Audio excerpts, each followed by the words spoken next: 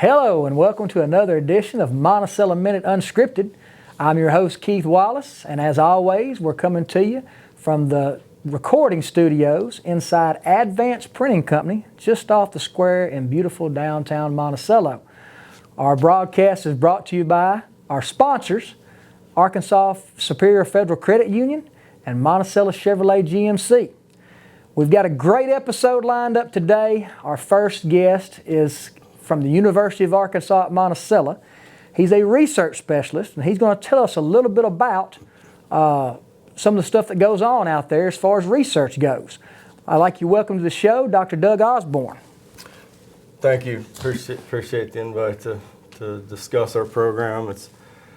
It's been it means a lot to us. I mean, my family and I moved here 14 years ago. My wife and I moved here with a year and a half old baby, and thought, well, I don't know how long we'll be here, and and here 14 years later, the community's been good to us. And Monticello has that effect. Yeah. A lot of people come thinking they're not going to stay long, whether it's for school or for work, and they end up falling in love with the town. Yeah. We're proud of that and proud to have you here. I'm glad you kind of mentioned that, because for some of our viewers that may not know you or may not be familiar with you, where did y'all move to Monticello from? Yeah. Well, I grew up in Illinois. My wife grew up in Pennsylvania, and we met in New Hampshire. Wow, okay. And so we were doing our doctorate work together at Carbondale, Illinois Southern Illinois University, and then we moved to Knoxville, Tennessee in 2010 for a year and a half stint there that I knew it was a short-term deal, and in July of 2012 we moved here. And you and your wife are both research specialists? Yes, sir. She's more on the extension side, and I'm on the research end, but they're both with the Division of Agriculture and the university. And I think that's what a lot of people don't realize about our university out here. University of Arkansas at Monticello is such a huge presence in our community, and yes, it is a institution for higher learning, for students to go and get degrees, but it's also a hub for research, especially research that is important to not only our area of Arkansas, but Arkansas as a whole. The forestry, agriculture, and wildlife out there does a lot as far as research and keeping up with what's going on and understanding. Now, your specialty is waterfowl, correct? That's correct, yep. Can you tell us a little bit about what you do out there as far as researching waterfowl? Yeah, in short, I'm a grant writer, okay. And so I'm writing grants, trying to get funding. When I get that funding, then I'm able to hire on students that already have a bachelor's degree. They come in for a graduate degree, and in our case, up till now, just working on their master's. And so they come in and work on a two and a half year master's degree, and so they conduct the research. I'm teaching them to develop experimental designs, to write, to conduct analysis, and to interpret the data. So when they go into the agency or organizations, they have some understanding of research and how it helps to drive their decisions.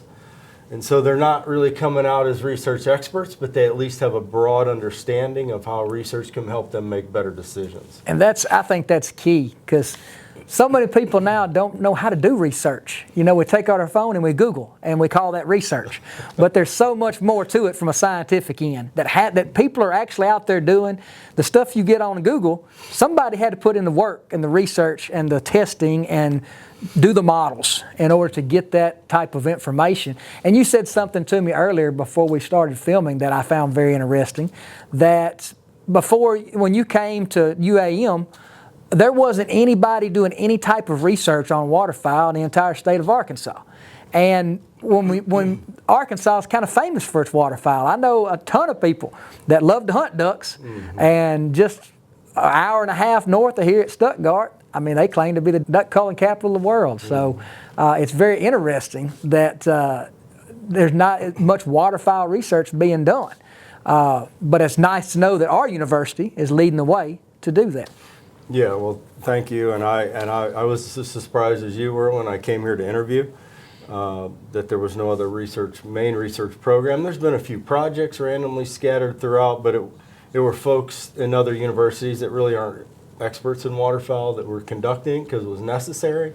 But I really do feel like we've developed a sort of one of the national leading programs in waterfowl, and so we finished. Maybe about 18 students got their master's degree under me in 14 years, and Wow. gone on, and they're in about 9 or 10 different states now. I have people working on waterfowl programs. So that's, I guess, the beans that I count at the end of my career is where are all these students at, and what impact are they having? Well, we talk about sports sometimes, and we talk about coaching trees, where certain coaches would coach under a coach and they would go somewhere else. It's kind of the same type of deal when you're talking about research and school. Can you kind of tell us a little bit about the type of facilities and that the university provides that you're able to work and do this research, and you and your students are able to do this research under? Yeah, well, we're very fortunate. Right before I got here in 2012, our forestry building had gotten a complete makeover. And so it's truly one of the best. The Cadillac building, when I first got here, I called it the Cadillac building on campus. Now we got the Chick-fil-A, right? So yeah, of course. Yeah. But anyway, the building really is top notch. I mean, we are becoming. You mentioned Google and AI. I mean, data's becoming. We're getting bigger data sets and need more powerful, modeling approaches and more. Sort of computer power, and we're starting to fall behind in that a little bit now. Okay. And so, but I say that to say, that we really do have a good facility, and it's been really good leading up to this. But really the research that we're conducting is like PhD level projects. Wow. So I'm forcing these master students to do projects that are above what they should be. Probably. Okay. And it's good for them, and they're coming out ahead. But with AI, maybe I won't be needed someday, right? Maybe. Well, that's a whole other conversation. Maybe the process of the research from machine learning standpoint, maybe the university can get rid of it. There's definitely an unknown future when it comes to AI, for sure. We could host a whole show on that by itself.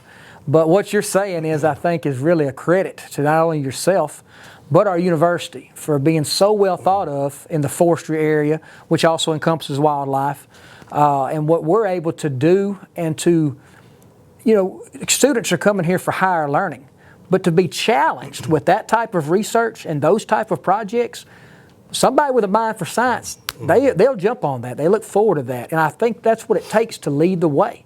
And it sounds to me like University of Arkansas at Monticello is leading the way when it comes to research that matters, like the waterfowl research y'all do. I wouldn't mind making a mention of this. We've had some really significant things happen in the last couple of months, and we can't say much yet about the announcement, but look for in the next month and a half a huge announcement coming out of the Little Rock area in terms of the next steps for our waterfowl program for Monticello.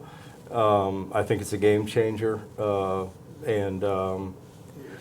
that sounds like kind of a segue, or actually a prediction for maybe season 3, having you back on the show to talk about how the program's moving forward even further. And I'm going to look forward to that, and I know our viewers are. So definitely, we're going to keep tracking that. That sounds pretty exciting. We're going to go ahead and end this interview, though. I've appreciated having you on. I think it's been very insightful, what you've talked about for our viewers and about what the university does out there. It's just so exciting to have those type of educational opportunities and that type of research happening right here in our community, in our little town. So thank you for coming by. Thank you. Look forward to visiting with you again soon. Very good. We'll be right back after a word from our sponsors with our next guest.